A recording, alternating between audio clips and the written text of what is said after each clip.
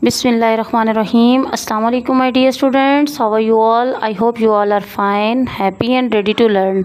I am your GK teacher Miss Sara and I am welcoming you in online session of Sufa Islamic School. Students, in the last lecture we done book page number 54 and book page number 55. Now open your books, book page number 56. Different states of water. Heating and cooling can change the state of matter, यानी कि अगर हम पानी को गर्म करें या उसे बहुत ज़्यादा ठंडा करें तो वो क्या होता है कि मैटर की जो स्टेट है वो चेंज हो जाती है। Heating makes some solid change into liquids, this is called melting. यानी कि सपोज दैट आप आइस लें, उसको आप हीट अप करें तो वो किस में चेंज हो जाएगी, वो मेल्ट हो जाएगी।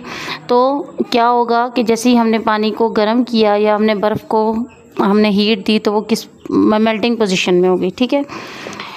Heating liquids till they boil makes steam और water vapour called evaporation.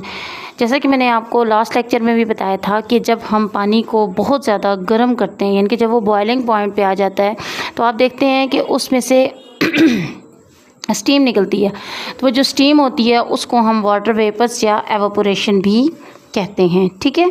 Cooling makes liquids turn into solid, this is called freezing.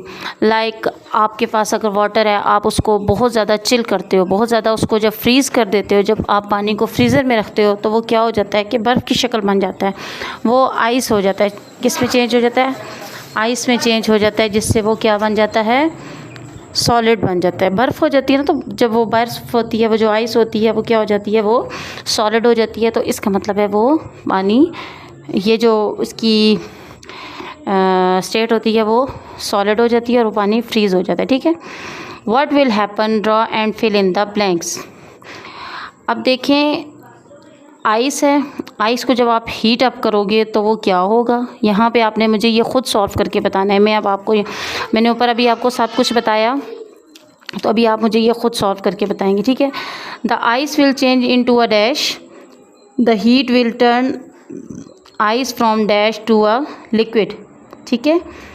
Second है, आपके पास वाटर है, वाटर को जब आप बहुत ज़्यादा करते हो, बॉयल करते हो, तो वो किस में चेंज हो जाता है। अभी ये भी आपने किया, तो आपने क्या करना है कि बुक पेज नंबर 57 पे आप, और ये 58, ये आपने ख़ुद करके मुझे बताने हैं। ठीक है।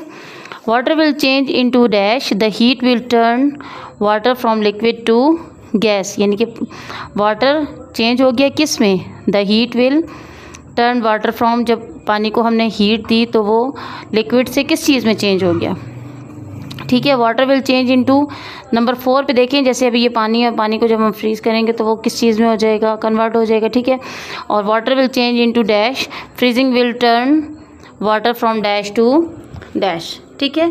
अभी आपने ये ख़ुद मुझे करके बताना है और उसके बाद फिर मैं आपको बताऊंगी कि आपने ठीक किया या नहीं। ठीक है।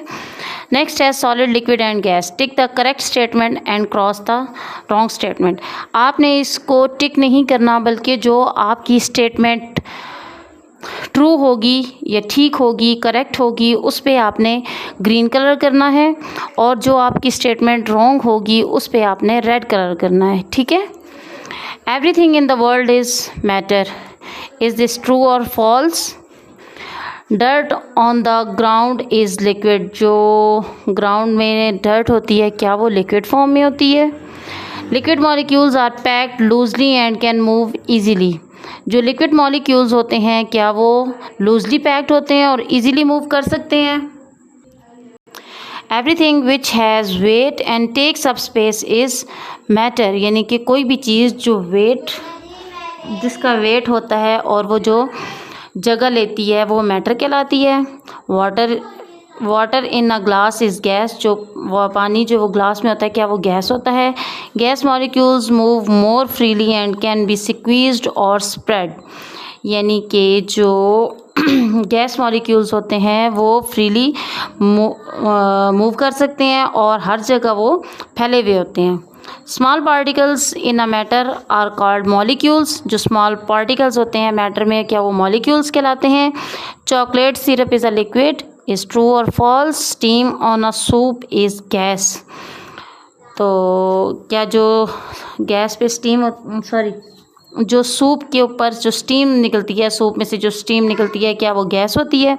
Solid molecules are packed very tightly together. जो सॉलिड मॉलिक्यूल्स हैं क्या वो आपस में बहुत ज़्यादा टाइटली पैक्ड होते हैं, जुड़े हुए होते हैं? आपने इसमें जो आपकी फॉल्स स्टेटमेंट है उसमें आपने रेड कलर करना है, और जो आपकी ट्रू स्टेटमेंट है उसमें आपने ग्रीन कलर करना है, और फिर आपने इसकी पिक्चर बना के मेरे साथ शेयर करनी है।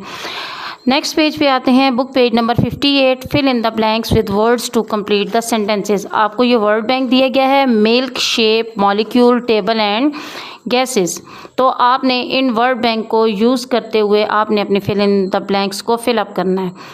In solids the dash are close together, the liquid likes dash can change their shape, gases does not have a fixed dash, solid like dash usually have a fixed form, the particles in dash can move around freely। ठीक है, ये आपने तीनों pages बहुत अच्छे से और समझ के सॉल्व करने हैं, और फिर आपने इनको मेरे साथ शेयर करना है। I hope you understand very well. See you in the next class. अल्लाह हाफिज़।